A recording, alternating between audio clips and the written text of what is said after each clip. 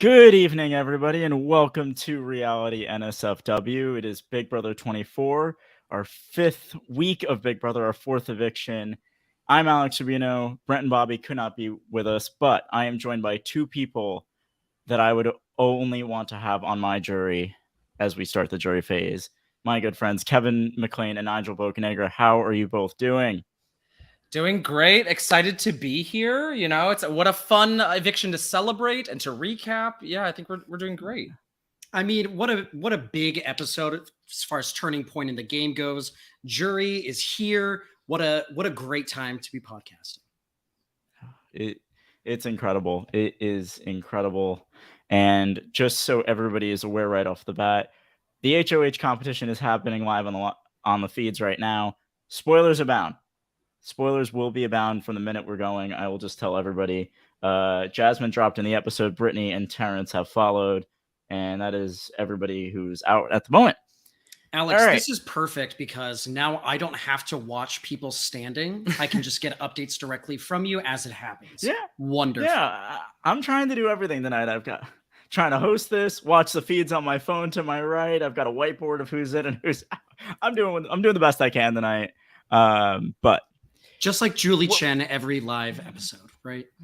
Please, that is such.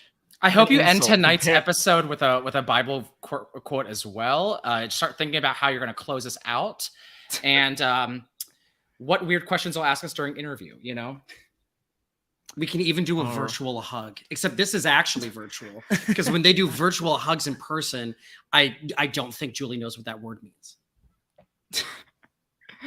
Oh my goodness. I mean, yeah, New Jersey to California might be a bit virtual, but you know, whenever I get to see you guys again, I'll give you I'll give you a virtual hug and then a real hug. How about that? A virtual hug in person. Perfect. Yes. And then I'll give you a real hug because why not? We can show Julie how to do it. All right. So this week has been, I don't know, a little boring, a little interesting. We started off, Michael wins at another thing because, of course, he does. He puts the trio of Monty, Terrence, and Joseph on the block. Michael wins veto, no surprise there. The plan to save Daniel almost works, but it doesn't. And then, surprise, surprise, Daniel and Kyle get backdoored. And shocked to the world by a vote of 8-1, Daniel is sent home, scorched earth a little bit, and now we have a live HOH competition playing out in front of us. So what have you guys thought about this week overall? So, you know, ever since we get the formation of the leftovers and we understand that they're targeting Amira and they're really able to get a stranglehold on the game because of the Festy Bestie twist, you know, I think if you were not watching it live and you're just looking at it on paper, it's pretty easy to guess that it could have just been boring and a bit of a slog. But I think that this has been a really entertaining stretch of weeks, considering it feels pretty set in stone of where we think it's going. I mean, I love Muffingate. You know, it's just give me like weird, unhinged people.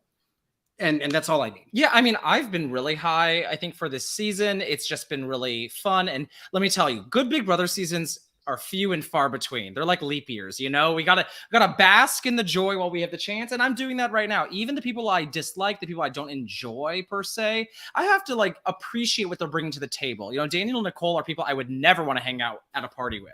But as television characters, they push story. They got us to really care about things. They give us stakes. And I think that was something I was missing in some seasons of late. So I think it's been really a fun ride, and I'm really excited to see what's next. I think it's been great. I mean, Alex, are you lower on the season? Like, what's going on with you? I'm cautiously optimistic, I think, right now. It started out just terrible. I was having no fun with any of it. That was 8 days. Yes, it was 8 days, but that's how I started. It's the truth. You're talking you're talking like Daniel talks about Paloma. You got to get over it, girl. You got to move on. You got to move on and see the things that are happening now. Let me finish, honey. Let me finish. Then the game got good. Then the game gets very good. We have a fun blind side of Amira, and the last week, It's not bad. It's not bad, but now I need to see the leftovers turn on each other a little bit. I want some blood in the water. We almost got it this week. It never really was going to happen, but there are inklings. And if these players really start to turn on each other, then I think we're going to be in good shape. So I'm cautiously optimistic. And I would say it's like Big Brother seasons are like leap years, except they're not that good that frequently. Yes. But yeah. all right. You know, Alex, Kevin, I was going to say, go ahead, Nigel. If you're not able to be optimistic, just cautiously optimistic right now, during this season of Big Brother, you are never going to be able to be optimistic. I mean, this is definitely the best that we've had in years. And, you know, I think the big story tonight is Daniel's departure. And I think, again, it's kind of easy to just be like, oh, it's a little boring that like the biggest target ended up going out. But I think it was so satisfying to see Daniel leave, see, you know, what a turnaround Taylor has been able to have in this season. And looking at Daniel, I think he's been extremely frustrating as someone that I also would not want to hang out with in real life. But being able to see him sit on set, at being kicked out of the house before jury, getting those questions from Julie and kind of seeing some of the energy drain from his face when Julie's talking about how the leftovers came together and why the leftovers came together. I just think it's really satisfying Big Brother. And now that jury's here, we're down to just a couple of members of the opposing alliance. We really don't have long before the leftovers will have to turn on each other. So I'm very optimistic. So yeah, I think there's like time for it, but I think we can also bask in the moment that, you know, I think at the beginning of the week, I was like, you know what? It'd be kind of fun for a Daniel HOH because it's not going to succeed. He's totally going to get screwed. And wouldn't that be really delicious?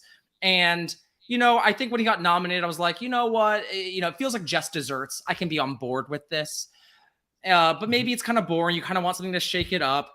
But it all came to fruition and it all worked out because we were leading to the one moment where Taylor, in her goodbye message, told Daniel, you're going to get your wish and not talk to me until finale night. And I said, it was all worth it. You know, I think it's been all worth it in the last 2 weeks as a viewer.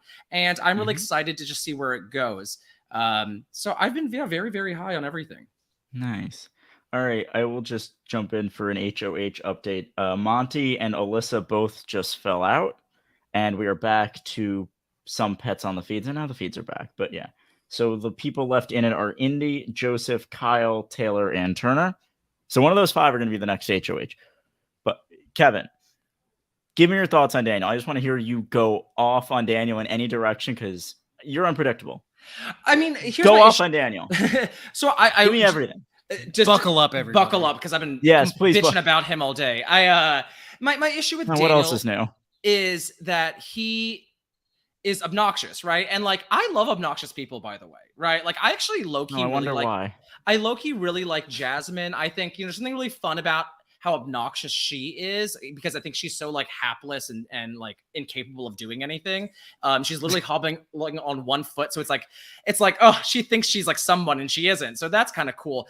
Daniel is self-righteous, right? Like I think my frustration with him, and this is as a character, you know, I will not speak to who he really is in life because obviously I do not know those things, but he has a tendency to believe he is smarter than everyone else. And as someone who also has a tendency to think they're smarter than everyone else, I can relate, but I find it very annoying when that person's also quite often wrong. Like to be the smartest person in the room is fine if you're right more often, but he's constantly making a fool of himself and no one can tell him in the moment. So it's just like, that was the most irritating part for me because I think like after Nicole left and he's doing his whole splitting the check bullshit, I think I would have snapped on him real quick right there. I'd have been like, dude, can you look at yourself? Are you satisfied with what's happening here? Are you really that good of a player? It really reminded me of like John Fincher calling the Galoos like junior varsity survivor or Alex Angarita in Survivor Fiji. It's just like every single guy who just thinks they're so smart because they watch a show. Like, come on. Like no one's playing the game. They're all playing you. And I thought it was very satisfying to see him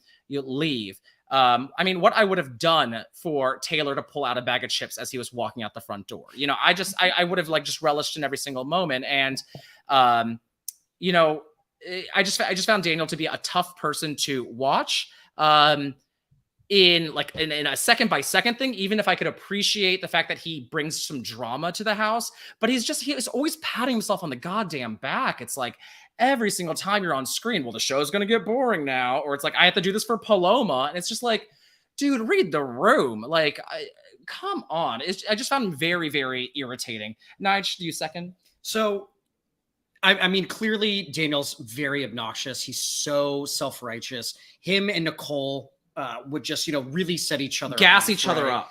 And, I thought this episode was actually kind of interesting because I think it really highlighted that, deep down, Daniel clearly is a fan of the game. He really does understand a lot about it. He is able to eventually identify who the alliance is. He should have figured it out sooner, but he does at some point. Look at the cookout last year. They were able to hoodwink everybody, right? So he's able to suss this out, and he is like swinging for the fences, doing what he can to stay. And I think that for a lot of fans, if you were ever given the opportunity to go on the show, you would also want to go out totally swinging, right? So when he gives that goodbye speech and he's, really calling out Michael, saying, oh, a strong super fan would not take Monty off the block if he wasn't aligned with him. I think he's making good points. And then he has to bring it back to like, oh, but if you get rid of me, the season's going to be boring. And it's like, he, I think at times is so close to being fine. Not as bad, right? But he's like incapable of not like steering back into those things that I think really, really frustrate us. Yeah, the character of Daniel like could easily be a fun antagonist. And, it's fun. I think if you were to rewatch Big Brother 24, I'm sure his downfall would actually be very delicious. I think in live time, more irritating, but like knowing he's going to make a fool of himself is pretty fun. And I appreciate the fact that he is really bad at the game. And I just wish he knew about it more often, because I think I would have told him that every day in the house if I was living with him. Oh, I bet you would, Kevin. Nige, you make some great points there. But one thing I do want to question. Daniel said he went out swinging, and in some ways he did. But I also feel like he did a very half measure. He kind of went out swinging, like calling people out, like trying to get votes today, but also kind of laid over and died. And I feel like maybe it's just my perception. If he really just gave up the woe is me attitude and stopped bitching about how everyone's not playing for themselves and all that, and really went to work, said, but let bygones be bygones, get the emotions out of it. I'm playing a game. I really think he could have at least tried to turn things around. He almost was like, I'm going to fight and I'm going to try to get votes, but I'm not going to change my game to do it. And I would have really wanted to see that from somebody who claims to be such a super fan. But then again, he's a super fan who has no clue how to play the game. So I don't know if that would have been possible. So, am I off base? I mean, I see what you're saying. And I think that is what makes Daniel a more interesting character, because I think that there's a lot of people out there who may even be able to identify what the correct thing to do is, but that doesn't mean that they're capable. Right. I don't know that Daniel is able to set his emotions aside. I mean, Joseph's goodbye message talks about how emotional he is, and I think if everybody was capable of doing that, the show probably is not as interesting. I'm glad that we have people who are flawed and slaves to their emotions. As a Latino, I feel like I can be that way sometimes. So I enjoy seeing people who have a hard time holding down their emotions. I think it makes the show more interesting. And, maybe it's also a case of like, he just gave production enough to show that he was like swinging for the fences in a television edit, as opposed to like actually watching on the feeds for the full day, seeing that he could have done much more than he actually did. Daniel actually reminds me a lot of Yvette, Big Brother 6. Just, I think the pure emotion at all times, and like the strange ability to like still have like a cult of personality or lack thereof. Like people like loved him. I mean, people are being moved. I mean, he's crying about Paloma just a few days in. Like, it's like a pretty... like he's like clearly so emotional, and like I think there's ways that can be a real strength in the game. He's able to kind of really find these like really strong connections in the house very early on. I mean, how many times does people keep calling each other their best friend? I mean, it's so obnoxious. But like I think it's really fun to see someone like that and try, but like he just burns so many bridges. It's like by the time he realizes he needs to get all the votes from the people that supported Amira, plus like Joseph, it's like you're gonna get Joseph without Monty or Taylor, and you can't get Brittany because Michael just backdoored you. It's like, who are you? There's like really no plays left, and so he really has to swing a lot bigger, like you said. But that also would assume that he is capable of doing that, and we know he's not. Oh, he's not capable of succeeding, but it would have been interesting to see him try. Although this way he went out was very, very interesting. However, the one thing I think that would have made it just sweeter is maybe he wins HOH. He has some play this week, and then he's stuck in jury. I kind of wanted him to be stuck and be a thorn in everyone's side a little bit as the jury phase goes on, especially if Tim and Taylor had to live together in the jury house. I mean, I would have loved for It's a him to cynical be. part of me. I would have loved him for be the first juror so we could slowly unravel, because he'd be a really good Yes. first juror, in my opinion, because then we'd only get him in Oh my. snippets. You just check in once every couple of weeks where he's just like losing his mind with whoever's coming in. Yeah. Oh, that would have been great. He'd also just think he knows so much of what's going on and all that. Oh, would have been great. And The he'd be other bringing thing- up Paloma freaking on finale night. Like he's like, Who's that again? We were watching Big Brother 5 a few years ago, and I remember when Will Wickle, the first juror in that season, it's like weeks on the line. The twins get voted off. They're kind of the reason why he went home. He's still talking about the twins. Like, dude, it's Final Four. What you gotta get in with it. So I feel like there was a lot of like that first juror kind of being disconnected from the rest of the game is kind of like the role Daniel is supposed to serve. And I kind of like he even failed at doing that. He couldn't even get there. No, he failed at many things besides, I guess, winning the first stage, which he succeeded there. Everything else failed. One point you mentioned, Nigel, that I caught on was you were comparing almost the leftovers to the cookout in terms of, Daniel saw that, whereas the players last season didn't see the cookout. Is that more the cookout being a better alliance and just being better at hiding things, or Daniel being a better player? Because I think it's a lot more the cookout just having a better alliance, tightening things up more. I completely agree that it was just the cookout was like better at hiding it. I think that Daniel should have figured this out a lot sooner. And it feels like they were like picking up signs on the fact that there was this group, but for some reason they just never really decided that that was actually what was happening. Yeah. Which Also, again, this I think is part- like really fun to see people miss the obvious signs that are right in front of them. Yeah.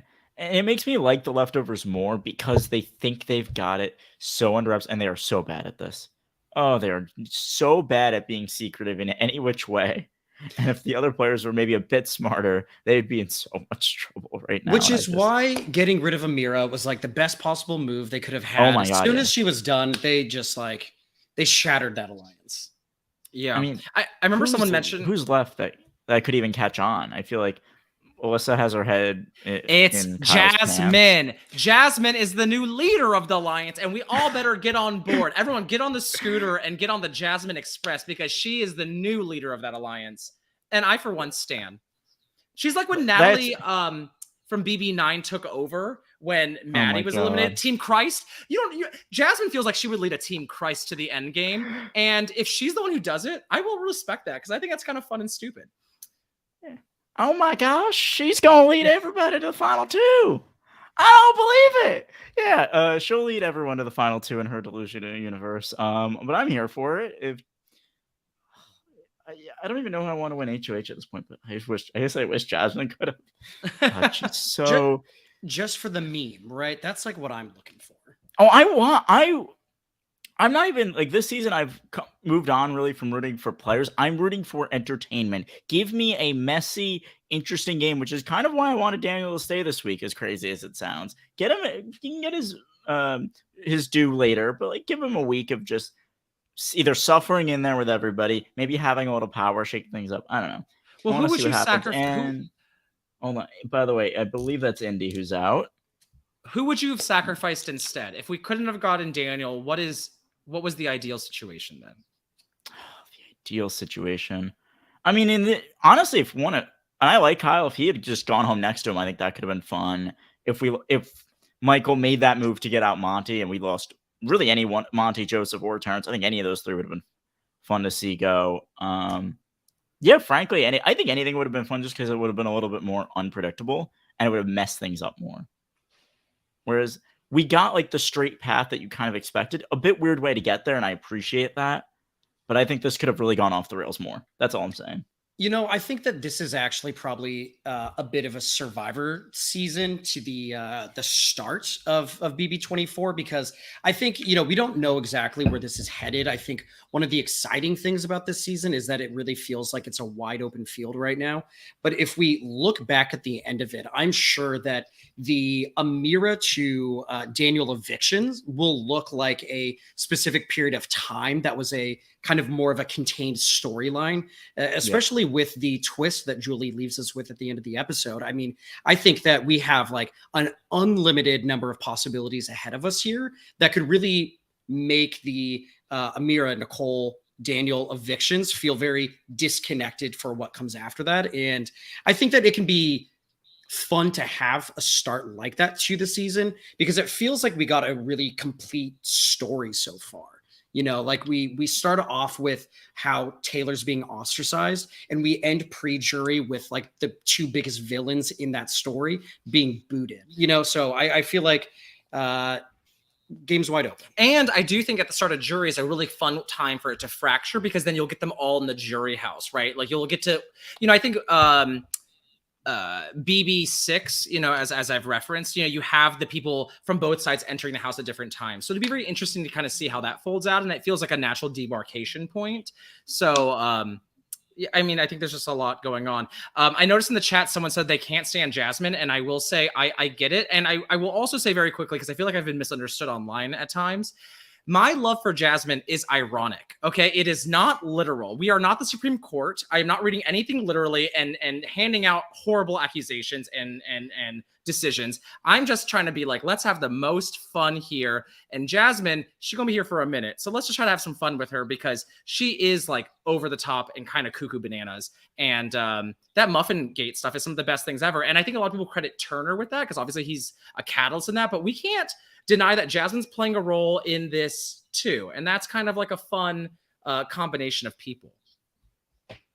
I loved it when she hugged him when the Festy Bestie twist ended. And he didn't hug her back. Oh, yeah. Not Turner, even a virtual hug. My favorite thing is Turner not being able to hide his dislike for Jasmine. Oh my goodness. And I think it shows how Turner's also not this way. But Kevin, you have made me appreciate the messy game player in Survivor, Big Brother so much more since I've gotten to know you. And I'm getting such entertainment from Jasmine. You have no idea. And I believe that is Turner that's out. Feeds so cut away left? right as that would be, if I'm right, Joseph, Kyle, and Taylor. Well, the only thing I was really not rooting for was either Kyle or Alyssa because I think that that's probably going to just result in the least interesting kind of play. Wait, you're saying you don't want to see sex all week? I mean, I feel straight like there's sex? other websites for straight that, sex. You can find that anywhere. I don't need it on my television. I agree with you. But listen, there are some people on the internet, and listen, Kyle and Alyssa are both like stunning and gorgeous, but yeah, please no, I don't need to see it.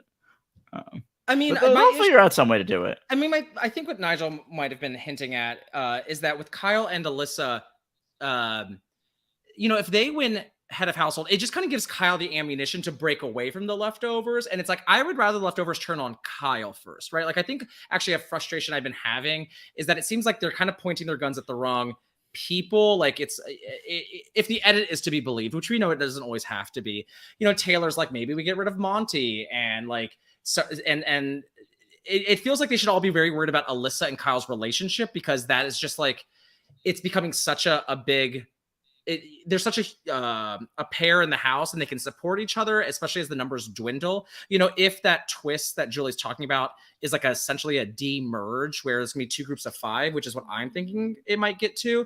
You know, if they both survive that, then there's 2 at 8 now. And that's a very dangerous place to be. So I think they should be very concerned about having, I think, Alyssa here, not just because they'll keep boning in the HOH room, but like, because I think the more interesting thing is have them turn on Kyle first, because I don't know why they don't see him as more threatening, right? Like, yeah. To me, Kyle, tall, goofy, inoffensive white guy, that's the most dangerous person here. He's like Nicole Franzel. It's like no one sees them as dangerous, but he's Nicole Franzel, but a bit dumber. So is Alyssa Corey? Oh, yeah. Well, yeah, that's honestly a good comparison. One update, I believe that's Joseph who's out, and we were down to Kyle and Taylor as the feeds have cut once again.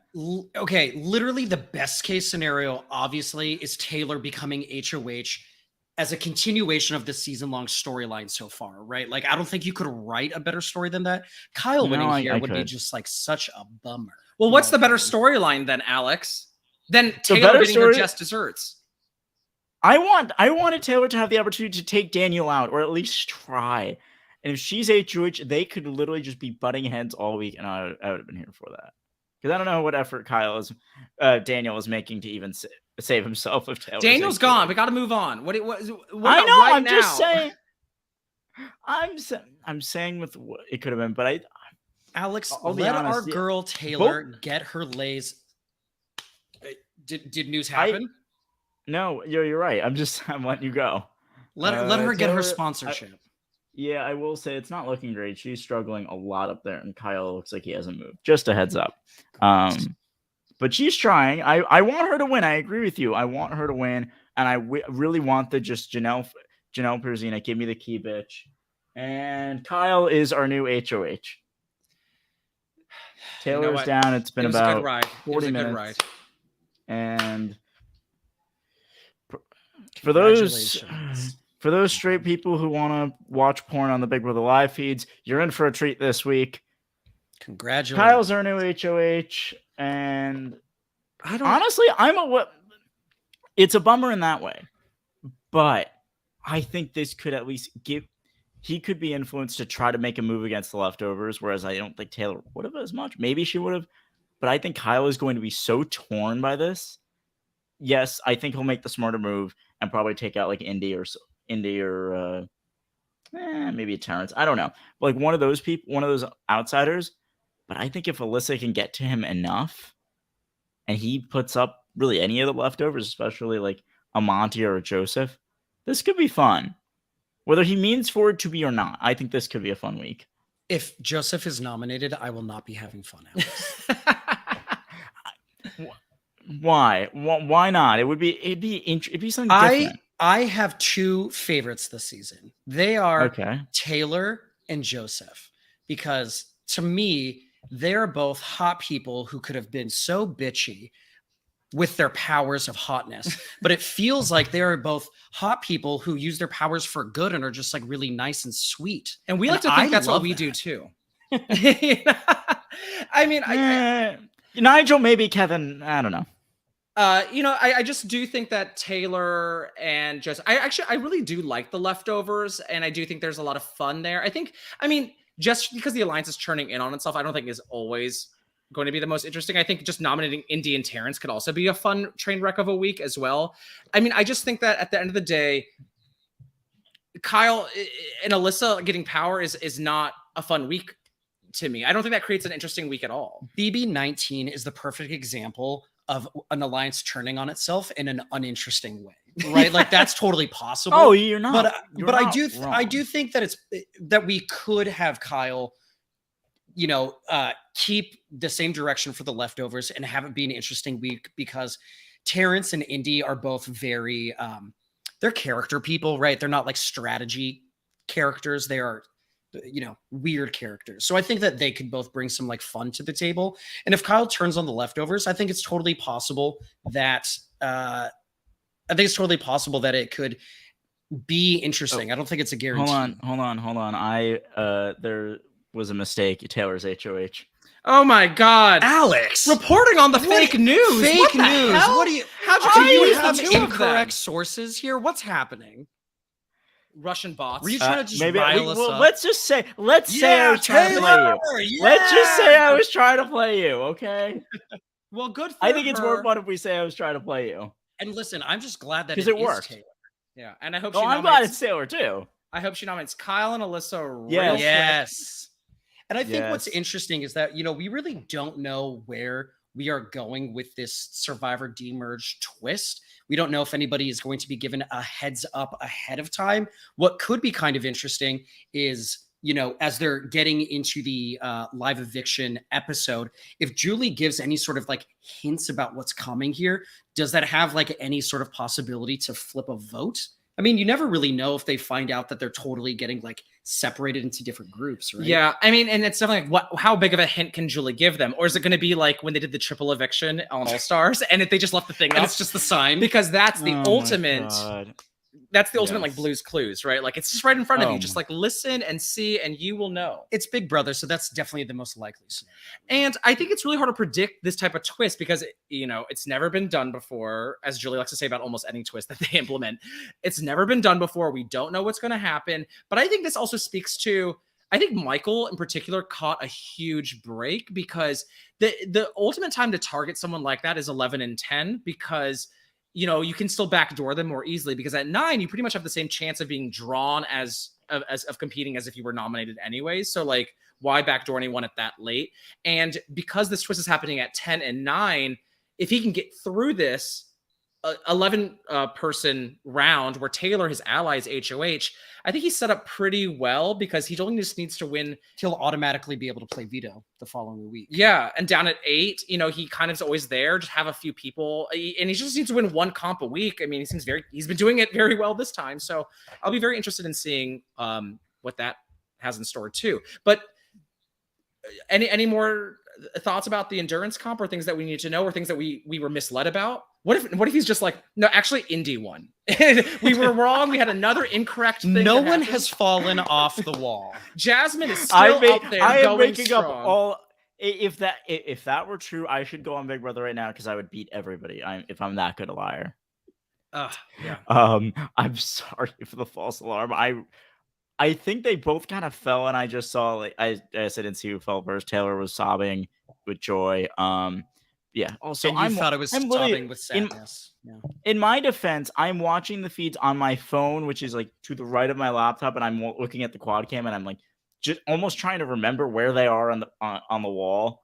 And I'm also trying to, do this podcast. But sorry about that. And it was a fun discussion for nothing. Honestly, I had fun with it. And no big deal, obviously. Like we can totally understand it happens, but this is a lesson. Verify your sources, everyone. You know, you never know. Yeah, even your friends could be lying to you. Even your friends who are watching the feeds right now. Oh man, yeah. I would say I would be getting dragged on Twitter for this, but nobody listens to this podcast anyway, so no one really care. All right. If Taylor nominates Kyle and Alyssa, I think that becomes interesting. If there's some fracture of the leftovers, any little I think the most boring outcome you get is some combination of Jasmine, Indy, and Terrence on the block. That's boring. I want to see a little bit of blood in the water, like I've said, and I think Taylor can provide that because I think Taylor is great for entertainment. I don't think she's that great a Big Brother player. She's a decent Big Brother player who got off to a rocky start. Her social game is good with some. It's not that great with others. So I think she could be really messy this weekend. Oh, I hope we get a mess. But even if she nominates like a Terrence and an Indy, they both hate her. So like that could still be fireworks. And I think that's I think it could be fireworks for Taylor is that I think in many ways, if she was Brittany and Michael, like they're thinking very much what's the next step ahead as the leftovers turn it on itself because they have options outside of the leftovers. But because the people who are outside of leftovers quite often hate Taylor, it's like in many ways she benefits the most from that power structure staying intact, right? Because like why would she want people like Terrence and Indy to move forward in the game? And she doesn't know about this like kind of demerge situation where their votes would be actually very important in the upcoming weeks. Where they could easily just nominate her and they don't seem very logical players. Like they could easily do any of those things. So she could definitely follow through. I really don't mind kind of the percolating kind of it's like a pagonging, but like, I think there's something exciting about it because I think, we haven't seen the cleavages develop fully yet in the leftovers. I think there's a lot of kind of small talks, but I kind of would love for this week to kind of get rid of someone like Terrence, who isn't really bringing much, but during the week, people still all kind of finally this is the week we're going to do it. I don't mind one more week to kind of get rid of one of the other people who aren't providing much because, people keep talking about Jasmine, Terrence, Indy, they all can't win. It's like, well, if they're the final 3, they can. And Jasmine's going to make sure they are the final 3. So you stay tuned. Stay tuned. No, wait. Jasmine's going to figure out her master game plan is going to be to take Michael to the end. Watch. Just say. Guess what? That sounds entertaining. Oh, I agree. It'd be entertaining. Oh, my God, would it be entertaining? But one avenue for Taylor that I think would be interesting this week, I don't know if she does it. Does she try to backdoor Monty or go after him in any way? Do you guys think... Kevin, if she goes after Monty, what do you think of the ramifications from that? And should she? I mean, I don't think she should. I mean, here's the thing. I don't think Monty hates Taylor. Like, I think I Monty's agree. going to work with Taylor. So why should she get rid of that? And I do think she's situated decently well within the leftovers. She should want one of the people who literally hate her from 5 weeks ago probably out of the house. I think she should be gearing up a little bit more, kind of being a little bit more prepared. And I don't know if we're seeing that occurring.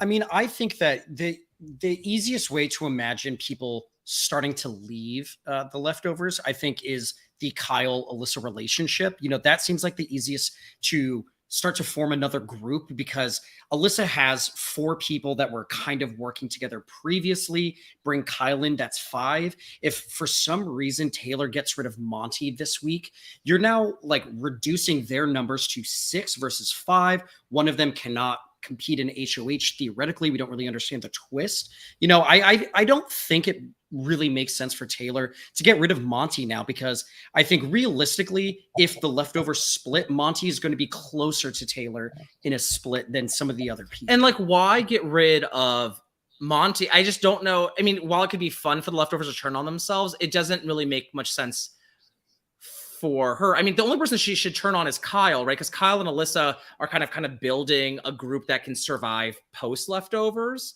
And so I think it's easy to kind of get rid of them and kind of suggest that they were never really loyal to the group anyways. So I mean, I just don't know why. I mean, what is the reason? Why is she considering going after Monty? Is it just because he's strong? That's my thinking, is that he's been brought up. I mean, they brought him up this week as a potential option just because he's that strong player. Although I think the quote unquote like strongest player of the season is now, like, in their eyes, is now Jasmine. Michael. It's been Michael. Okay, well, Michael, yes. Jasmine. Okay, well, Jasmine Giesling is playing so well, she's flying under the radar. Obviously. So the biggest threat outwardly to them now is Michael, which it's amazing how Michael was already such a huge threat, and they weren't picking up on it this week. I mean, he pushed it a little too far, and now I think it's obvious he's a huge threat. I mean, to Daniel's point, Michael is averaging 1 comp win a week. I mean, if you're worried about somebody being a threat to win challenges, why would you go after anybody but Michael, right? Unless it's like he's one of your like really critical numbers. That's the person you should be getting rid of. Demonstrated track record. And it seems like everyone wants to go after Monty. Just let them do that. Why am I wasting my HOH on that? Oh, I agree with you there, but I also think this could be a point of the game progressing in Monty's favor, where, all right, the pressures, he's literally not paired up with Joseph anymore. So that I think opens him up a little bit, and now everybody can be worried about Michael, I think. And I think if I'm Monty, I want Michael to stay and be my meat shield for a little while at least, because then people are his threat level is going up and up and up, and I can be with him, but then at some point maybe he needs to be the one to strike.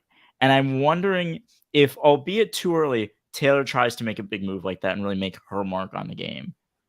Nigel, do you think there's any shot whatsoever that she tries to make a big move and take out Michael? I think I don't think she would make a big move to get rid of Michael. I think she may try to make a big move, but I don't think that Michael would be that target for her. I mean, I think that, you know, Michael's one of the few people that she's really been able to build a strategic relationship within the leftovers, as opposed to being a part of a larger alliance. So I don't know why she would want to get rid of him that early. I think that, you know, the jury just started. There's plenty of game to be played. He's always going to be targeted over her within, I think, an alliance crumbling because of his really big threat. I think that Taylor is obviously in more danger from the opposing alliance winning power, but I think I could imagine her making a move, but I don't see against Michael. Yeah, and I don't know why you know, while it could be a calculation move that he's like a big threat in competition, so let's get rid of him. I mean, he clearly is kind of working with her. He kind of references her in his replacement speech when he nominates Daniel and Kyle. Like they're clearly like they're close in that sense. And sure, maybe she shouldn't be playing such a personal game. But I think this game has been very personal for Taylor, because I think what's happened to her, you can't deny, isn't personal. And so, like, you know, her final chance in power, does she really want to take out the members of her alliance that really kind of stuck up for her a bit and like did something for her? I mean, if I was in her shoes, I don't know if I would. I mean, in many ways, it's like you're kind of rooting for Taylor to blow up her game just so we get like Monty out in 11th. Like, I don't think that's a great outcome. I think if she's going to blow up a game, it should be Kyle and Alyssa's, because they are dangerously positioned and can kind of usurp her. But I don't know why she'd be going after Monty, and it kind of concerns me. I don't know if maybe it's just the DR, you know, kind of like making her just think things out loud. But it was kind of shocking that she would even consider him as an option. Do you feel like she's been saying a lot of that, like outside of like the diary room? I've heard it here and there, especially as this week has gone and his name has been more publicly thrown out. But now I really think she's gonna like give it an ounce of thought this week and then move on with it. But there is a small part of me that thinks she could just try to go for the biggest fish. I don't think she will, and I don't think it's smart for her to target Michael. But Nigel, do you think it is that person or that duo of her making a big move is Kyle and Alyssa, or do you think there's someone that would be a bigger move than that? I mean, I think she should prioritize the side of the house that has had the biggest issue with her. I mean, they have for so long viewed her as like the biggest threat over there for no reason. She was like totally isolated from everybody, right? And so I think because of their preoccupation with her, it does benefit her to go after those people. It'd be really fun to see a lot of them kind of have like a meltdown with the fact that Taylor is now in charge and has like power over them. But I think that for her, getting rid of Alyssa is a way to, you know, remove an option for Kyle to flip to the opposing alliance, get rid of one of those numbers that's definitely not with her, and keep her alliance like relatively happy. I don't think that any of her allies are going to be upset that Kyle's showmance is gone, you know? And for the record, I'm not even looking forward to the strategy this week. What I'm looking forward to is all of the non-leftover people to kiss Taylor's ass for the week. Because you know, in that episode when she wins HOH, they're going to bring in her muffins. They're going to be complimenting. They're going to be like, "Oh my God, I love your outfit." Like, they're going to shower her. In the way I agree. Should have been in the beginning. I think that'll actually be a fun kind of reversal to see, because you'll know Taylor will also be aware of that and probably give us that in confessional. So to me, I think this week probably won't be the most interesting from a strategic perspective, but I think it could be really interesting to develop all these other characters, because we'll get another layer of them. And, you know, maybe it will actually embolden some of them to Taylor, right? Like, and I hope so, because I do think that, like, it'd be really nice for her to be able to kind of get to know these people more, because I know that the leftovers have they're so dedicated to keeping it under wraps. I remember Joseph being like, "We can't let anyone know." It's like, give up. Y'all are so obsessed with being on the DL. Like, it's like me in high school. Like, just like everyone knows, come out already. It's fine. Like, it's not that bad. Like, it's just like, it's just like, be open with it. And I think having Taylor win HOH, she has every reason to like tell everyone about the leftovers. And I think it's just nice to see Taylor probably just like feel fully safe for a week. Oh, the first time that she can like fully, truly relax in there, right? And what I think is actually kind of interesting is, you know, as you mentioned, Alex, Taylor's not exactly the strongest strategist, the strongest like player when it comes to like maneuvering through the game. But I do think that Taylor is arguably amongst the smartest as far as like perception of the television show. I think that she has like a really good understanding of story. She, you know, recognizes, I think, like chips as a motif. I think she really understands how to communicate with the diary room and kind of see what this looks like from someone on the outside. So I think she'll be very capable of picking up on anybody in the opposing alliance who are kissing up to her, who are being super fake. I think that what could be really fun is her reveling in that like newfound power. Like, after all of you have given me no chance, you've been so unfair to me. Now that I'm in charge, you're all coming crawling back, and she can revel in that. You know, I think that could be really fun. Just, you know, when she has her one-on-ones, you know, be very like regal, high up on the bed, not really giving people the time of day and just like snacking on her chips, you know, like really get that moment, I think. I agree. One more thing I want to talk about before we take a little bit of a break is, if we have Kyle and Alyssa up there on eviction night, how do you think these votes fall? Do you think it's straight up the leftovers vote to save Kyle, Jasmine and Indy vote to save Alyssa? Or do you think that the leftovers turn on Kyle? How do you think this, Kevin, how do you think this shapes out? I mean, I'm not sure because I think Brittany and Michael are kind of key here because I feel like Joseph and Monty are a little bit more loyal to the leftovers, and Brittany and Michael are a little bit more, I think, very not neurotic's not the right word, but they're very suspicious of They're their forward thinking, and so they're very worried about kind of being at the bottom, and I think that's what makes them interesting players.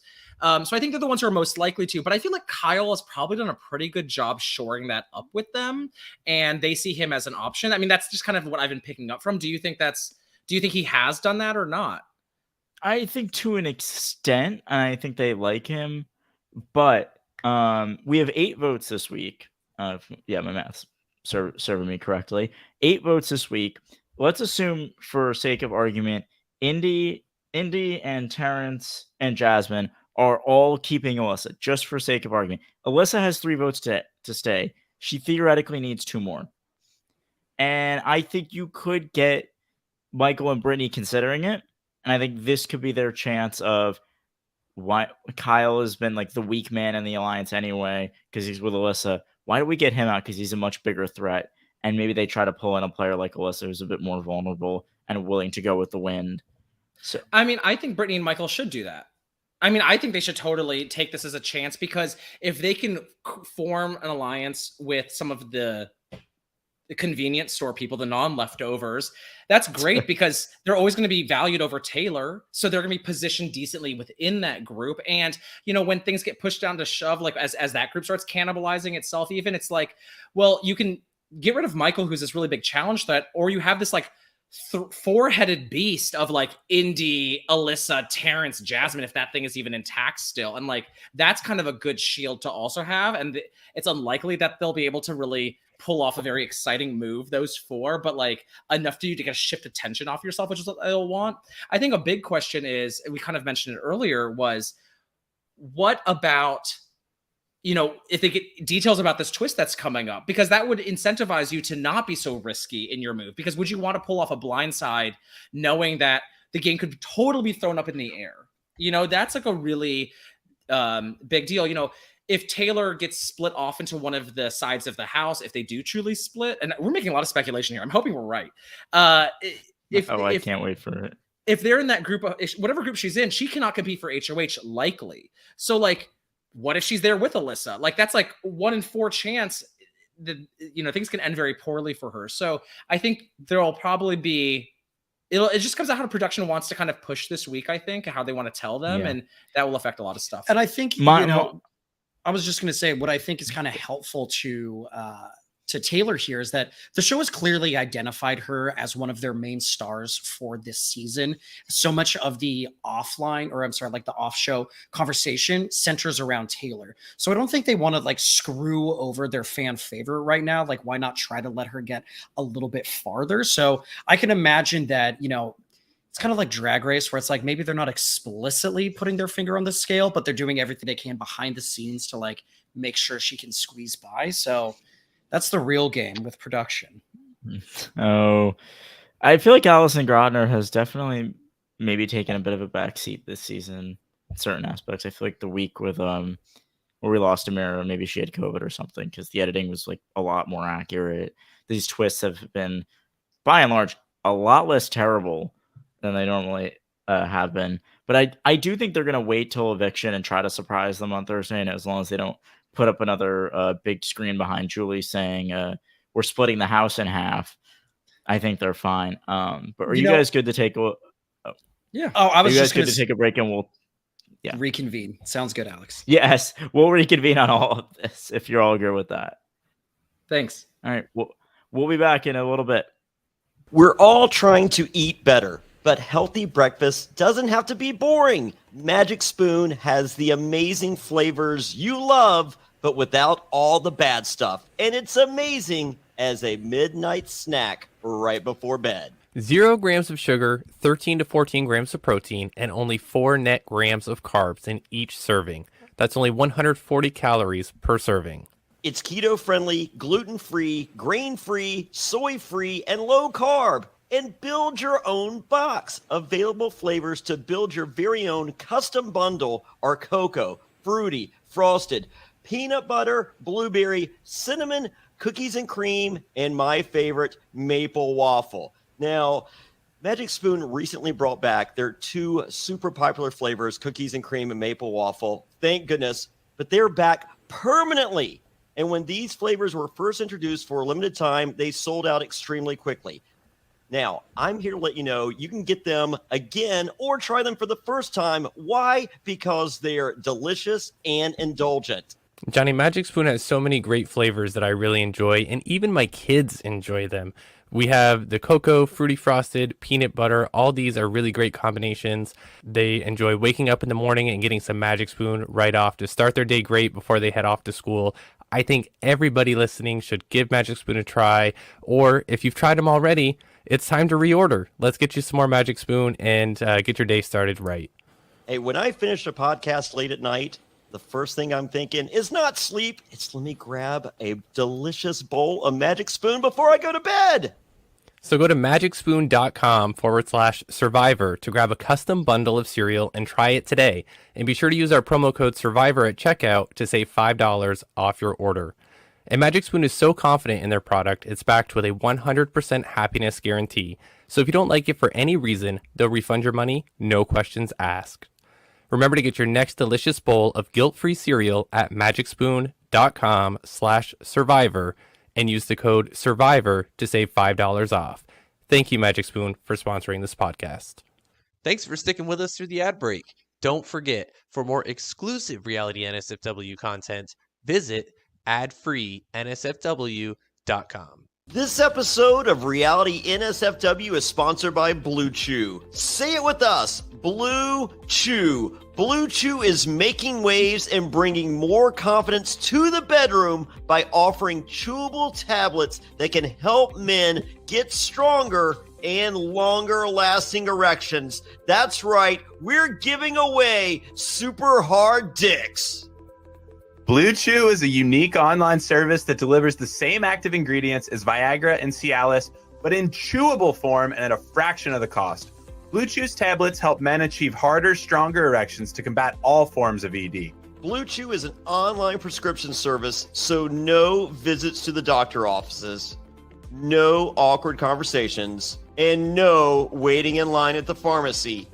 And it ships right to your door in a discreet package. The process is simple. Sign up at BlueChew.com, consult with one of their licensed medical providers, and once you're approved, you'll receive your prescription within days. And the best part, it's all done online. Blue Chew's licensed medical providers work with you to find the right ingredient and strength for your prescription. Don't like swallowing pills? No problem here. Blue Chew's sildenafil and tadalafil tablets are chewable. Blue Chew's tablets are made in the USA and they prepare and ship direct, so it's cheaper than a pharmacy. Hey, if you're looking to give that immunity idol to someone, or you don't want to be voted out of a crater, don't worry, Blue Chew's got you covered. So if you could benefit from extra confidence when it's time to perform, visit BlueChew.com for more details and important safety information. And we've got a special deal for our listeners. Try Blue Chew free when you use promo code SURVIVOR at checkout. Just pay $5 shipping. That's Blue Chew, BlueChew.com, promo code SURVIVOR to receive your first month free. And we thank Blue Chew for sponsoring the podcast.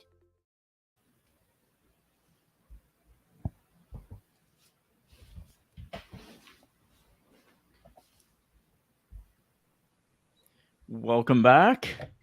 And one thing I really want to touch on before we get to the twist, if you guys are good with it, is the goodbye messages. Because I thought we got 2 of the best ones in the history of this game.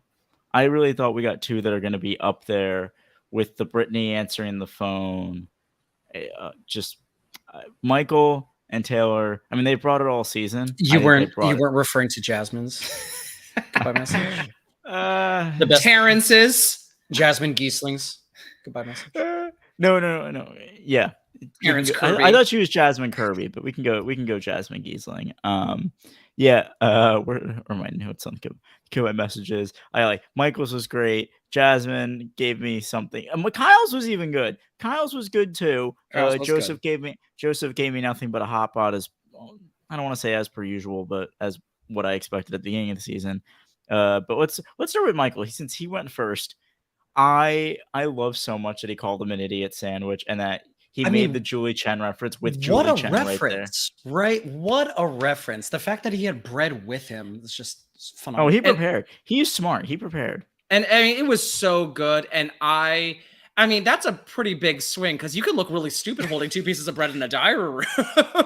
and he also had to get that in there, right? Like, did he toast them first? Like, it was very interesting. And I thought very fun of him. And it was kind of cool to see Michael's personality a bit more, even if it was still kind of referential and super fan like. I really liked it. And, you know, I think he should be really proud of himself for that HOH train because he got to kick someone out pre-jury. He doesn't even have to worry about them in the jury and got one over on a guy that nominated him himself. So I props to Michael. I really want to give Michael a lot of credit because, you know, when we first had the cast announced, Michael obviously stood out as someone who was like claiming to be a really big fan of the show. And I remember it was like first night or second night, and I was seeing clips of people, you know, really chatting, first getting to know each other. And I thought I had noticed Michael holding back quite a bit, feeling like he was kind of like falling into the background. And he just was striking me as someone who was going to be a classic super fan who feels like they know everything about the game. And then they get there and didn't realize that they were missing some specific pieces that are pretty important to be successful. And I mean, what a turnaround. You know, I think that Michael has pulled off some like very fierce moments, which are not easy to do. I mean, so many people think that they're going to go on and be a Michael and turn out to be a Daniel instead. Daniel right? thinks he's fierce in Daniel every thinks he's Michael. Single moment. And it was just so fun. I really liked Michael's goodbye message. Yeah. What's next? What's the next goodbye message you want us to dive into?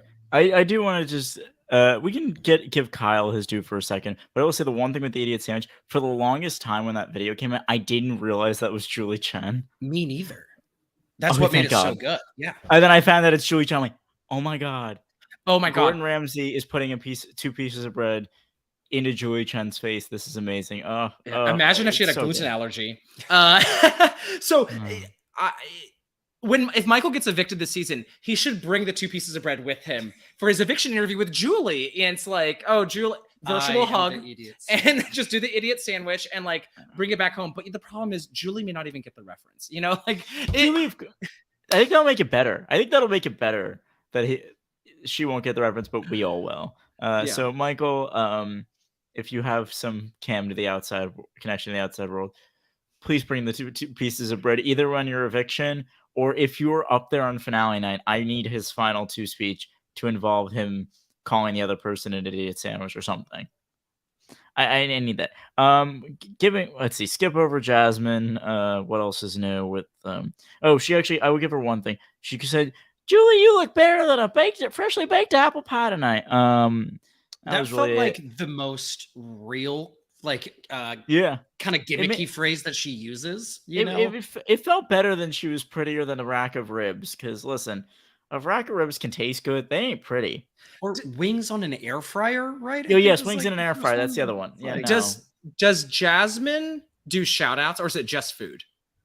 She does shout outs. No, she does. She does. Okay. Everyone except Michael does shout outs, and it's more reasons why I love Michael. And I find the shout outs to me, it's like I feel like I'm watching sponsored ads. You know, it's just like how much more do I have to pay to fast forward through it all? I think you know, because I'm an old school BB fan where the evictions were pre-taped to an extent. The voting was, so the only people that could do a shout out is a nominee, and I feel like that'd be a fun twist to throw to these people. You want to do a shout out, then you better volunteer your ass to go on the block because that's the only time I will accept you to talk to your family this much. Or you know what? You have live feeds 24/7. Pick any other time, and literally any other one.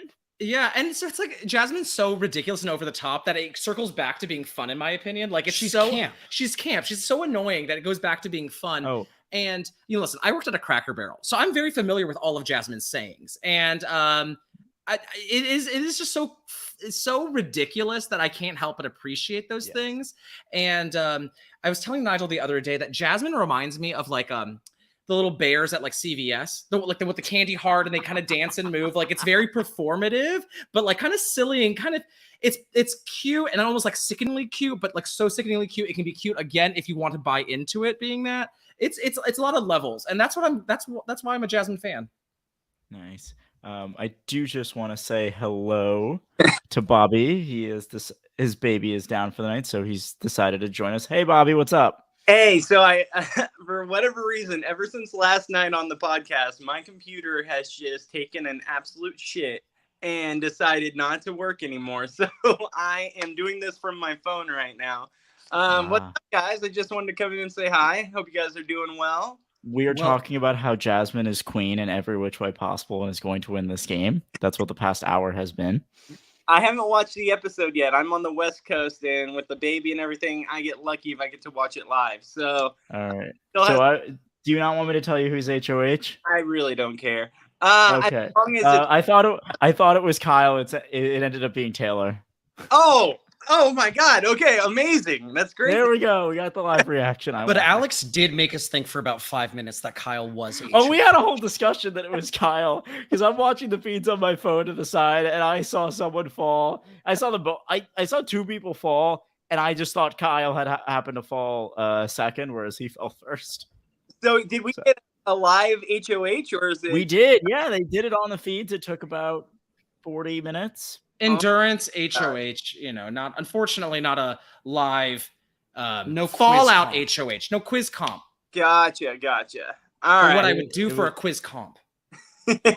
I'm just happy we got Taylor, the queen, is finally an HOH. This is amazing. And Bobby, this is a really good Taylor episode, by the way. So you have a lot to Yes. savor that's coming in because she really shines a lot. This in is like her episode, right? Oh, awesome. This is one. This Oh, is great news. This is the Taylor and Michael episode. It's the two of them. As long And as Jasmine. it's not. Oh, man, I hate Jasmine so much. I hate her. I love her. Oh, we are giving her all the love tonight. She's fun to hate. Like that's the thing. Yes, exactly. She's like Jenna Lewis on Survivor. I'm telling you, Yeah. if you're so annoying, you can be fun again because it's camp. And But you have to reach a certain level of annoying, and Jasmine has. Annoying and useless. That is where the circles converge on Jasmine, and that is the best part. If she had two working feet, I don't think she'd be that interesting. Oh, But I agree. She wouldn't. But hobbled and delusional, that is the Jasmine I signed up for. Derek F wishes. It is just perfect for me. That's awesome. You know what? I have to go rewatch Survivor All Stars now because maybe I'll hate Jenna Lewis less. Maybe. No I way. doubt it, but maybe. That's part of the fun. That's awesome. It's great news. I'm excited for it. I just wanted to pop in here real quick and say hello to everyone. Sorry, I had such shitty internet connection last night. Hey, look, my computer's starting to work now. Only 20 minutes after I started it. Kevin, progress. It counts. thank you guys so much for joining Alex tonight. I'm sorry, everyone, that I couldn't be here. I'm glad I got to slip in at the last second, say hello. But you guys got to watch the episode. I want to leave you guys alone, let you guys do your thing. But I just want to say thank you guys, and I hope you guys are doing well. Thanks, Bobby. Thanks. All right, guys. Appreciate it. Fun, all right? I'll see you soon. Talk to you later. Take care. Bye. All right, bye. All right, that was fun. Cameo. So, yes, a nice little cameo from Bobby. Brent is working, otherwise I think he would pop in too. But I want one more moment with Jasmine before we get to her goodbye messages. As Julie's calling all of them in, and 10 of them are there, and Jasmine, one, knowing she can't really walk to the furthest part of the house, I think to the bathroom, and then is hobbling back as slow as she normally does, and she's acting like she's going fast, and Julie's like, literally just says at one point, "Don't injure yourself." And we literally Again, God. and it's It adds to because her. she is camp, right? Like there's a reason is. Jasmine went to the furthest place in the house. Oh, I knowing that agree. They were like not that far. And she into brought her that, so- cane into the diary room. It's like she all she does is give. She just she gives brought her us so cane to much. Otev. I mean, she brought her cane ever. Oh my God. And they need to bedazzle it and make it into like even a more exciting thing. I just like give her a pimp cup and everything. I just Oh my God. I just wish Jasmine was a bit older than she'd be wagging the cane in people's faces, being like, "Get off my lawn!" it's so funny. Jerry and Rennie never used a cane, I don't think. Because they're functioning humans. They're It's- functioning. Jasmine is not. And not because of the cane. Right, but I do want to ask you one. I think they're pretty obvious answers to both, but I will ask you both. Is she exaggerating the injury? And two, is she exaggerating the accent? She's definitely exaggerating the accent because when you heard her whisper in this episode, it's like Thank you. That felt like you've never even heard of that accent before. So I just want to make sure we're on the same page, and we're I'm on not the going same crazy. page. And I think that Jasmine probably does live in her delusion. I'm sure she plays it up because she recognizes she's still on television. But I think that I think she still lives in delusion. I mean, the producers had to be talking about the muffin a lot, right? Like, Oh my God. I don't care how crazy she could be. Someone is bringing up the muffin every time in the diary room with her, or she's picking up that's getting her airtime and signals. And so I think she's a lot savvier when it comes to the television product. I think it's very annoying as a viewer, but like, I do think that she is aware. I do want to make sure we don't forget about the Taylor goodbye message as well. We will not. Perfect. I know. Listen, there's gonna be a lot of Jasmine segues throughout because I cannot help myself, just like Jasmine.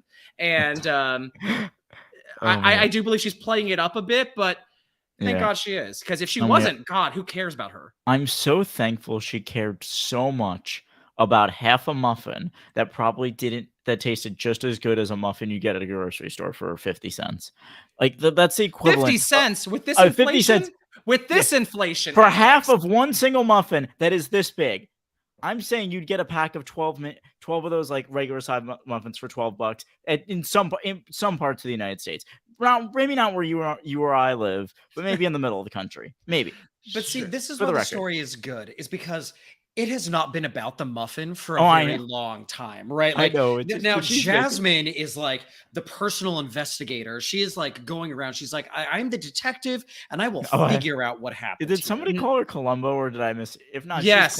Yeah, it was really good.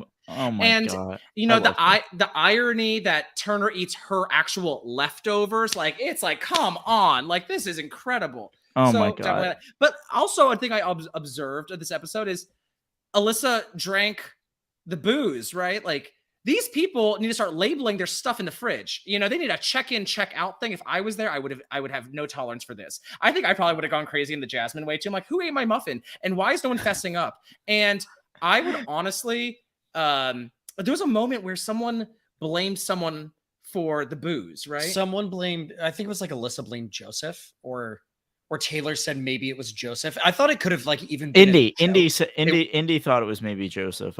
Someone told that to Indy, I think, and then Indy went outside to like ask. And if I was anyone else, I'd be like, and I heard they also ate the muffin. I would have thrown the muffin in there, There's like a Team America challenge. Like, there's just random crap is being eaten and consumed. But they don't. But they just. It's so great. They don't even need it. Oh, I love that. I love the whole cider bit. But yeah, no, Kevin, if you were in that house, I think Nigel and I are getting on a call, just both ranting to each other. What the hell is he doing? He knows not to do this. Fuck. His game is over. That's what I'd be doing, and I'd be like, ugh. But I like to think I'd be charismatic enough to get everyone else to also agree with me the muffin was important. Like, I like to think I don't look crazy. This is what Jasmine thinks too, I bet. It's like I will rise people up to find the muffin thief so they don't take your muffin next time as well. And I think that type of arrogance is why they got cast on the show in the first place, and why I think I would be a great contender as well. Oh, you'd be a great contender to be a great character. To win, I don't know. I would love to see. Oh my God, I'd love to see on that show so much. But it would also frustrate me to no end when you go crazy over some item of food. But really quick, Kyle's goodbye message was a little interesting. He mentioned how that he created the leftovers. Okay, sure. He says that a lot too. Yeah, he does. Which in that house, perception is reality. You need to create that perception that you created it so that the jurors think you did and you win the game. So I totally agree with you, Alex, but we are not at jury, right? He's been saying this for a few weeks to the people who are immediately going to go home and go online. So I feel like he kind of is totally buying into this story himself. Like, I don't know how much is actually him playing up versus like really trying to take credit, because he doesn't need to sell himself to people that are not even going to be on the jury. Right? I mean, no, he's a TikToker. He's playing the long game. He's doing it for the entertainment. He's the Nicole Franzel. I'm telling you, he's putting it out there into the universe for the moment, for all of those things. And he's a lot savvier than I think his goofy persona suggests. Yes. So I think Kyle actually gave a really good one. I'd like how he called Daniel a sheep. It's like Yeah. what I would have done for y'all to say that to his face, you know? Oh my god. I think you're making a good point, Kev. I think that And that Kyle could recognize that not everybody remembers very well. So he's not doing it to the jury. He's doing it to the audience. He's like, don't forget, I am the one who started the leftovers, guys. I will say it every opportunity. He has two modes: being horny for Alyssa and forming the leftovers. And if we're lucky, we'll get a third level of that soon. But I mean, that's his two things he can hit, and he's like totally on board. I think that's why production probably likes him. I think he really plays along with them in the diary room in the ways they really like. Mm-hmm. The third level is just trying to overplay your hand so much and it almost blows up in your face, but not quite. That's his third mode in this game. But I think though, if he keeps saying it, he's believing his own medicine, but also he can just keep the one story going the whole game as it now gets into jury. And I think that can help him. So we'll see. Will he get to the end? Hell no. But I guess stranger things have happened. And now, skipping over Terrence and Joseph because they gave me nothing. You know what? Taylor. I actually would not like to skip over Joseph because I feel like I did get something from it. I don't think... What, the hop odd? What else, Nigel? I don't think that Joseph's goodbye message had anything in particular that felt super substantive, was anything that stood out. But what I took away from it was, I think, how his message came across. He felt very sincere to me. It seems like he was really trying to connect with Daniel on like a personal level. And in a series of videos where people are like, kind of like roasting him, saying the idiot sandwich reference, Taylor like taking a moment, Joseph's felt the most like someone who is your friend that's just kind of like saying goodbye to you. Kyle also is like really playing up an image and a story there. I think that was actually like a pretty good message to Daniel if Daniel was actually going to be on the jury compared to the other ones that he was getting. And it kind of reminded me that I think that I don't believe that Joseph is like the most advanced player by any means, but I think he has a lot of those like core skills that you need to win. And I think for Joseph, as long as he's just not like sticking his head too much above everybody else, I feel like he can kind of just like quietly end up in the end game and totally accidentally get there. Yes, and I think Joseph, I actually really do like Joseph a lot. He's like nice and handsome, and it's like literally that's all I'm asking for in a partner. It's that. Oh, you need more than that, Kevin. He's really good at alliance management from like my perspective of things. At least I think he's one of the people when the leftovers were forming. He was like, Taylor, you are a part of this group. You are a valuable member. You're not like, we don't have a right to like test. I think there's like, he's like one of the people that's either echoing those statements or pushing or like kind of really pushing them in general. And, they kind of think, and because Joseph's very mature for his age, actually. I say that as a 30-year-old. Is that I think the leftovers, an effective thing they have is I think the Monties and the Josephs really kind of bring almost like a level of like professionalism to the alliance. Like they're kind of talking about like, what is everyone's assignments? How do we make sure everyone feels good? Like that this is a group. It feels like a work meeting when like the seven of them get together, right? Like they have like an agenda and they're each taking turns. Yeah. And so I do think that Joseph, I think what it showed us is that Joseph clearly has a really good social game in the sense that people seem to really like him. I mean, people should be panicking about him being a huge physical threat. I mean, he shows off his body every episode. So how can you not see how dangerous he could be? But he doesn't seem to, he's like third out of the guys in the house. And arguably I would probably put Kyle above him because Kyle's at least connected to his showmance, so it's like, he's able to kind of have this position. I wonder if he will have the forthrightness to like make strategic moves around that than just building the social relationships. But he was being asked to be the swing vote here. So that does speak to him as someone who can work with people. I mean, Jasmine also was counting on him in a way. So like his idea of kind of keeping the leftovers kind of quiet, I think has really behooved him. Yeah. I don't see much long-term winning potential for Joseph because I don't think he has that it factor we want in players where they can like really take control of the game. I could be wrong. We'll see. We have Casey Clark has been a winner of this show, Alex. I don't know if they don't have to have an it factor. They just have to have a catchphrase. Casey has, yeah. I mean, tell me right now. Tell me. I mean, you don't get much with her. I'll give you that one. Alex, but I do. All we're saying is that like Joseph making Endgame, like far crazier things have happened on the show. Oh, I completely agree that he can make the Endgame. in this season is what I'm saying is I think it's going to take a bit more than just make it there. But then again, if he can manage to get there and he's sitting next to Jasmine, give him the money. I'll throw it all over his body. I don't really care. Good on him at that point. But I'm just saying the odds are low. But now, are you guys ready to talk about Taylor? Or that goodbye message heard around the world? I heard that she'd been planning it all week. Oh, she plans everything. And she nailed it too. Oh, did she ever? Kevin, go off. I mean, I just think that Taylor like completely served. I was standing her the entire episode, and I have been very reluctant to be super pro Taylor in general because I felt like part of the thing that people really loved about her was that she was like a victim, you know, like it's just that like she was just because she's on being isolated does not mean that she's inherently like a good person or anything like that. But I think she handled it with such grace that I really appreciated a lot of those aspects about her, and I just found her to, you know, be so classy while still being so like devastating at the same time. A very rare combination on a show like Big Brother. So I think her pageant background really came in handy here, and I thought it was a work of art. I loved it. And I think this is another like perfect example of what I was saying about like her having a really good understanding of like how to be a TV character.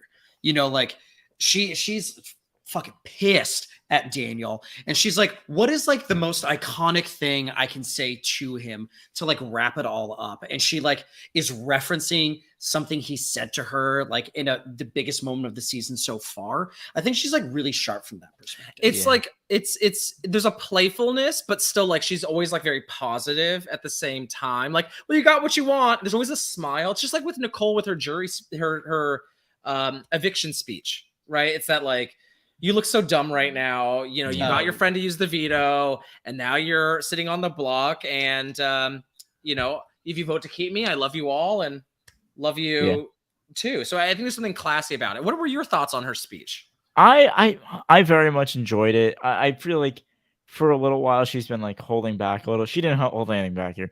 Never been happier to see you go. And the last zinger that I just loved is, you know what? Now you don't get to speak to me until finale night. You got your wish. And I also thought Daniel handled it with as much class as I think he could have. And I hope he's being genuine. I really hope he watches this and learns. I don't have much faith in him. I really don't. I think he's gonna like kind of half apologize. You know what I mean? Not really own up to everything. But we'll see if he does. One thing I found a little frustrating is that both he and Nicole in their exit interviews felt like they had like some media training, you know, like they both seemed to know exactly what you should say to try to like diffuse everything as much as possible. And I think that like after waiting to like really savor in the moment, it's like a little disappointing that they're not like messier. Or like a little more like shocked. I was actually very surprised at how and it's like maybe that's how they got casting and put them on the show. Like they were able to turn that charm on. I mean, Daniel exceeded all of my assessments of his capacity to be mature. You know, like I was like, oh, he's actually handling this very, very well. He had a good attitude about it, but it did not feel like it added up to me, and I found that to be a little disappointing. But I think technically, if I was his PR like coach, I would say like, you knocked it out of the park, and that was the best that you could do. Yeah, I agree with you there. And this, I think, could be on the Mount Rushmore of goodbye messages in Big Brother. It's up there with I don't think it beats Brittany with the phone and Mike Boogie, but boy, is it on that level to me. And it just gave me. And so you know what? fun. I think Brittany also has a history in pageants. I think it's the pageant thing. I think a Miss you have Michigan, to be a good public speaker. Yeah, come through swing state. I think there's something about that being poised while speaking, because I'm a great speaker as well, but you would not call me poised. She knows how to bring the sass in a funny but a little bit delicate way, and I've never been described as delicate. No, I would never. I love you to death, but I would never describe you as delicate either. And that's the cool thing about Taylor. I feel like is that she's like a bad bitch, but she a good bitch. Oh, right. Like she's there's something about her like. You know, a lot of like the Twitter faves are the Rachel, like the over the top, like they can be very like catty and mean, and you would not describe them as poised. But Taylor kind of stands out as one of the online faves that like the casuals and the super fans really like, who is not like super, I think, explosive, right? Like, she's being yelled at and like told these horrible things, and she's handling it with so much grace in those moments. And it is like a really incredible thing to watch. Alex, are you disagreeing? Do you think I will say else? no. I'm just, the one thing you mentioned is that the casuals like her as well, and some of them do. But one of the ones that I talked to just told me today how much she hates Taylor. So What's the reasoning? I'm gonna actually pull up the text so I don't miss it. She did And who- also like she just said she reminds me this is my aunt. She just said she reminds me of my friend who was so fake and mean. That's all I got. I feel like your aunt would have been in the convenience store, right? Yeah. Like, I feel like that's like their response to and if she's a Taylor. casual, she's not listening to this, so I will speak my mind. No, on she this. might be. Okay, well, No, just go so for it. No, how go dare for it. you come for Taylor, Miss Woman? I don't know your name. How dare you come for her? That she's I'm not gonna fake. say her name. I'm not gonna say her America's name. sweetheart. I feel like there's like a thing that like, because people kept talking about it in the house as well. I don't know. And I'm from the South, right? So like maybe I have a different perspective on this. They used to be like, oh, she's a pageant girl. That must be a bad thing. Like, I don't think being a girl means you're a bad person.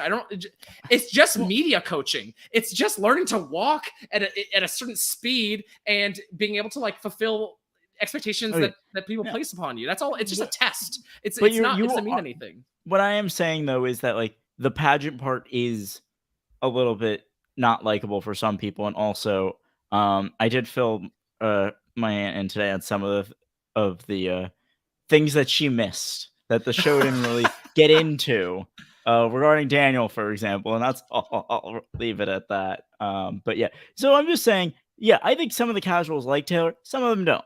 So I think some of them don't, but I think she is pretty. I mean, I popular. think clearly one of the most popular. I love those players Facebook of the comments. recent era. Oh, she's popular, but what I will say overall, the vibe I'm getting is the super fans love her. The casuals like her. From what I've seen. But she's like what, 4 on Jokers? I mean, that's like pretty decent. It's like I feel like she should be number 1 almost, but yeah, I'm surprised she's not.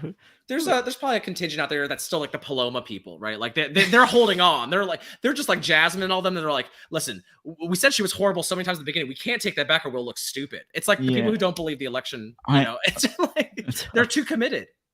Yeah, you know it's funny. I just checked Jokers. Guess who's number 1? Because I honestly can't believe it. Is it Turner still? It is. Yeah, I don't. Because they hate Jasmine. They hate Jasmine, and he hates her the most. So they identify with him. And, he also gave us, this big moment in the season. I think it totally makes sense. But I'm just surprised he still won, though. I would maybe go Michael. Maybe no one think hates high him. approvals, but number 1, I find a little high surprising. approvals, no disapprovals. Who's disapproving? That one person that pretended to be a sister on Twitter? I mean, I don't I don't know if that's real or not. This is just the information that I have. But Yes. All right. I'm surprised that she is not number 1. But listen, I think top 4 is pretty good for someone who, quite often there's casuals who hate for no reason. The super fans will work on it. Get on Jokers and fix that. All right. One of the last things I do want to touch on is this twist that Julie teased at the end of the episode, because they explained it in a way that was not very good, in my opinion. What I have in my notes. So we're getting a 2-hour episode next Thursday, which terrific because, yeah, I love staying up till 11 just to watch the episode on the East Coast and then podcast until 2 in the morning. But you know what? I don't sleep anyway, so let's freaking do it. So it's a 2-hour episode. We're going to be down to 10 people. The house will split into 2 groups of 5. How they're going to do that, I don't know. I'm assuming randomness, but I kind of want I would like them to have some semblance of picking. We'll see. And 2 games will play out simultaneously. She says all week long with no interaction. I think it just means that night. And then we're getting a double eviction. How am I off base with that? How are they going to split the bathroom? Logistically, it just seems like they have 1 toilet accessible to everyone. Yeah, I think it'll be just. I mean, I think the all week long part was like misleading. I think they just mean a week's worth of Big Brother.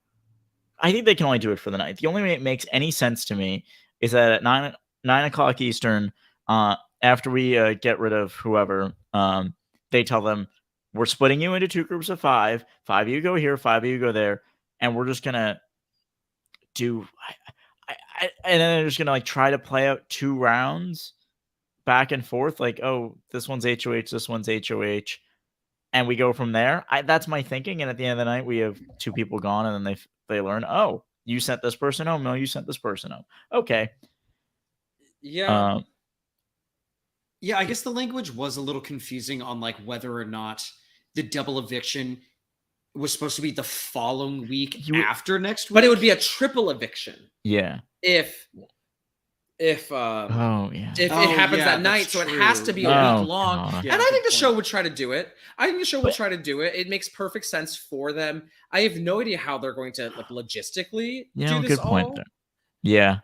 They could move everybody into the backyard, get a porta potty, and they're just camping. It's music festival themed. You know, it's the festy resty.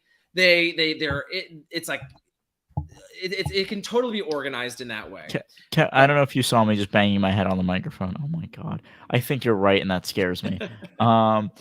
Yeah. I went back and replayed that clip, I think 4 times, just to make sure I had everything Julie said. So, but then why is next week 2 hours? That's where you're losing me. Of we're doing a double eviction, and is the double eviction like just that part? Like the twist is the double eviction, and like the double plus the single makes it a triple in theory, but they're just like, calling it a double. What if it's the first hour is just like the regular eviction, the way that they would normally do it, but it's 2 hours because the second half is about the twist. And if they're getting split up for the entire week, you could make it so that there's a lot of like decisions or like activity that they're doing that chooses how they like break up as 2 groups of 5. I think you're right.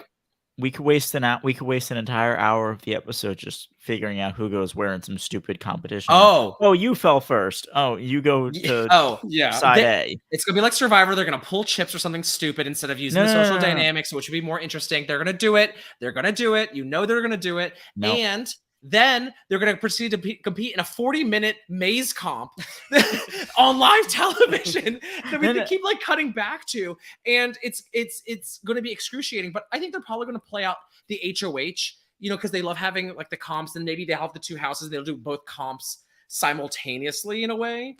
I just feel like this is too much hosting for Julie. She needs someone to join her. She can't host 2. She can barely host 1 show. I don't think she can host 2. Can I give you my theory? Let's hear it. I think they are going to make this excruciating. I agree with you. I think they're going to make the picking excruciating, and that they're going to do a maze to pick. And by pick, it's going to be, all right, have one person run a maze. Okay, you took some turn and you go this side. Next like, I don't know, 2 people run it and they figure out what side they go to. Or it's going to be something excruciating. It's going to take way too much time, because I agree with you. Julie can't host this.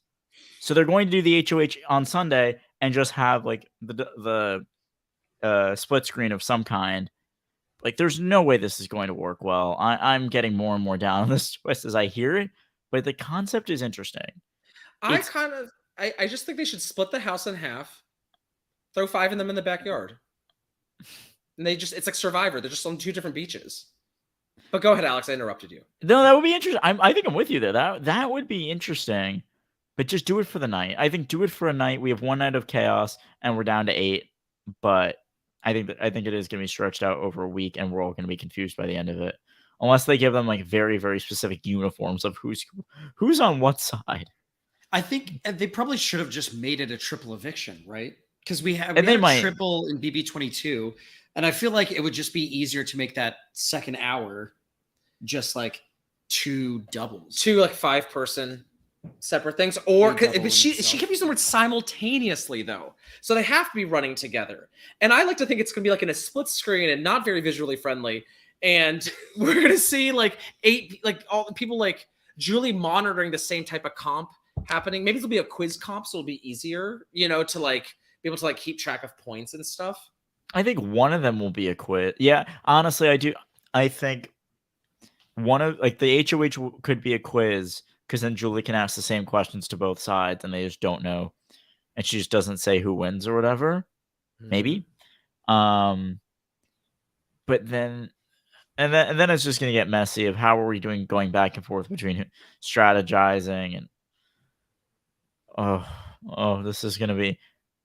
I'm intrigued by this because I think this is a twist that's so far out there, And it really could blow up, and I don't think it's going to have a high chance of success, but it's a week. It's not we're doing this for the season. We're not doing this for a month. It's a week, and if it's a train wreck of a week, you know what? Let's do it. Just let's do it. Why not? I mean, I think that there's definitely the possibility for it to be really interesting and might result in the game being shaken up in a really exciting way. I think it's totally possible, but I think it's like very just unknown at this point. It's hard to tell. Yes. We do have one question in the comments from Nowhere Man, which I actually love. Would you guys rather see a safety chain? I'll let you both answer before I jump in. No, we want to hear your thoughts because I feel like this is a different franchise's mechanism. Am I wrong? No, you're not wrong. I believe Big Brother Canada did this at some point, right? And Survivor's done it. Has Survivor done it at some point? It's called a pick'em.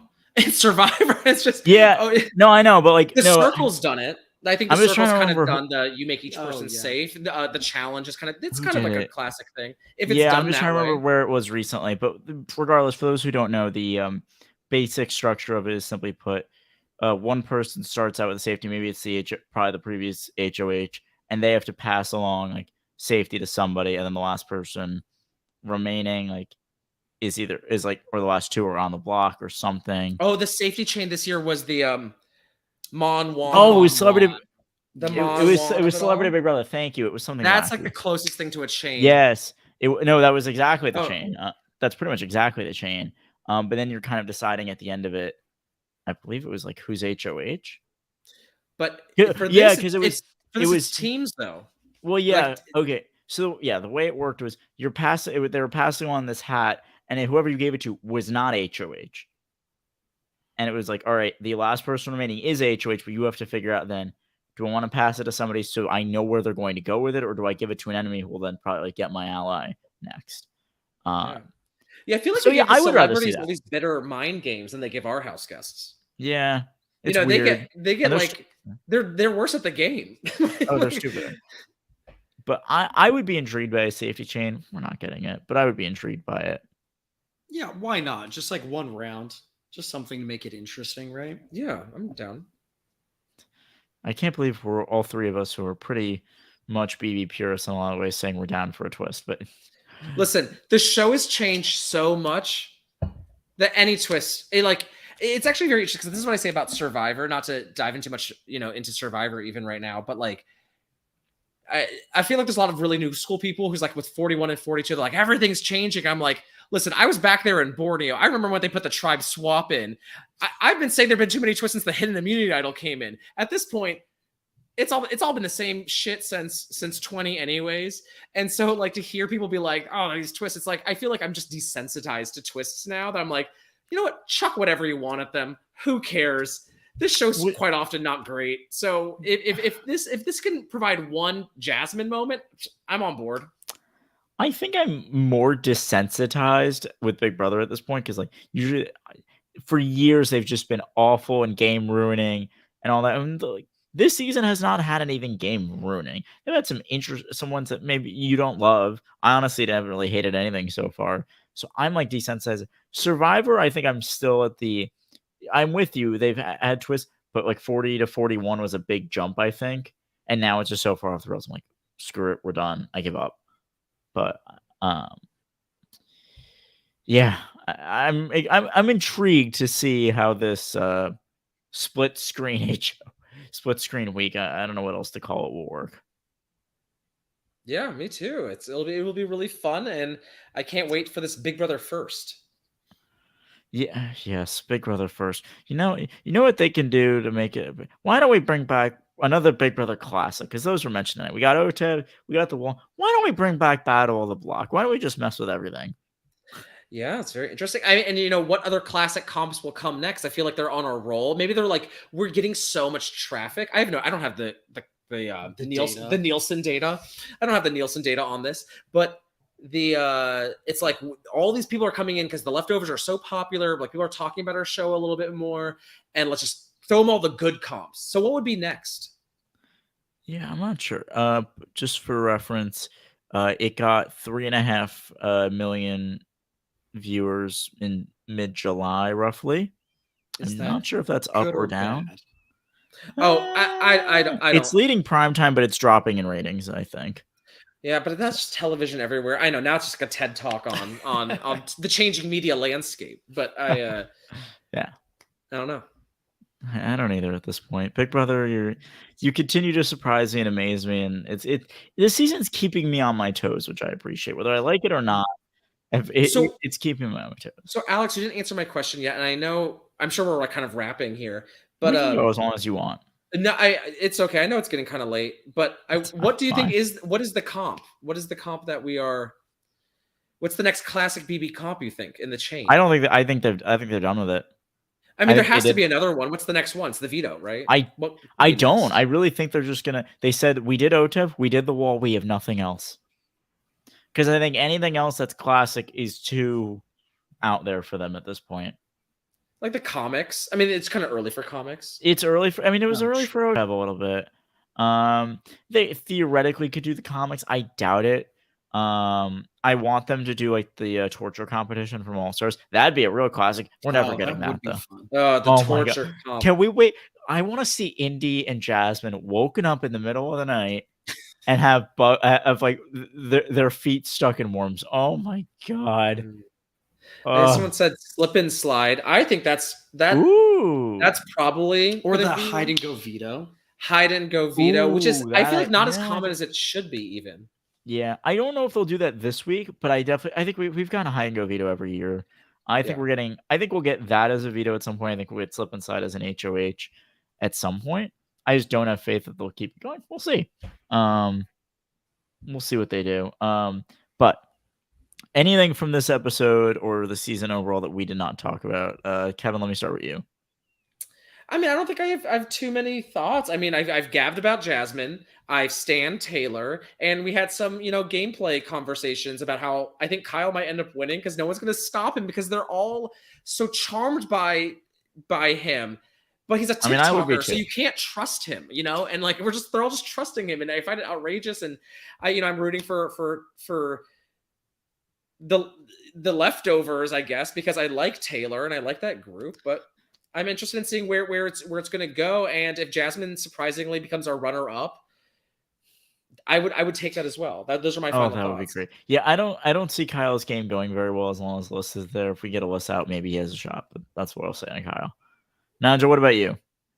I think that we've basically covered everything that I wanted to cover too. But I just think that this season has been really, really fun. And kind of like exciting, and it feels like things have gone our way when it feels like anytime there's like a fork in the road in Big Brother, it feels like we always go the wrong direction these last couple of years. So it's just like really exciting to be excited about like the next episode again. Even when what's happening, you're still excited for it. So I've been enjoying this summer, and I'm happy to see where it's going. Yeah, definitely put all of the good vibes out there, and we're just so appreciative that you had us on, Alex. Oh my goodness, I'm so appreciative for the both of you. Y'all are great friends to me in real life and are amazing podcast guests, and you all have brought it once again. So let me just close out with a couple of shout outs. First of all, if you want to follow these kind gentlemen on Twitter, Kevin is at Asian Narc, very fitting for him. Nigel's at Nigel Speed. I don't know what your Instagram. Kevin, your Instagram is at Asian Narcissist, correct? At Asian Narcissist, one word, one big ego as well. Yes. Nigel, what's yours? It's Nigel Speed. As well. It is the same thing. Okay. If you find me, you can find him. We're a couple, if you couldn't tell. No one picked up on that. And if you really haven't picked up on that, God help you.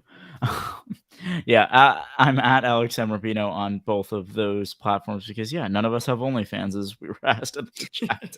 I still can't get over that. Yes. Other podcasts that are happening Wednesday or Thursday, some combination of Brent, Bobby, and I will be back. We are working on that. Maybe both again. We'll see.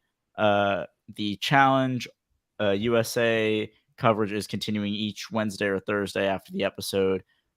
Johnny Fairplay, Dan Monchal, and Alex Treach talking about that. And Survivor South Africa is chugging along. For those of you who don't know, they're doing 4 episodes a week because they are ridiculous. I have heard it's decent. To be honest, I cannot keep up with 4 episodes of Survivor a week, and I'm one of the bigger Survivor fans in existence. So I'm sorry, I do not know who's on that coverage with Fair Play, but go check. Yeah, it's Johnny Fairplay, Karen Coleman, and Tristan Nina Bear. I'm sorry, I don't know how to say her name, but they're doing great work over there. Go support them. You want to be a patron, it is adfreensfw.com. If you want a t-shirt, johnnyfairplay.com. I think I'm running out of things to promote at this point. But yeah, to everybody who listened, thank you so much. As Julie Chen, I don't believe she said it tonight. Maybe she did. Go hate one another. I'm paraphrasing her because you know what? We need more of that in this world. Yeah, Kevin and Nigel, you both rock. I love you guys. And you know what? You know who I'm gonna quote? I'm gonna quote Billy Joel to end this thing. Life is a series of hellos and goodbyes, and unfortunately, it's time for goodbye. Thanks for See having everyone. us. Bye. Bye. And for more reality NSFW content, visit adfreensfw.com.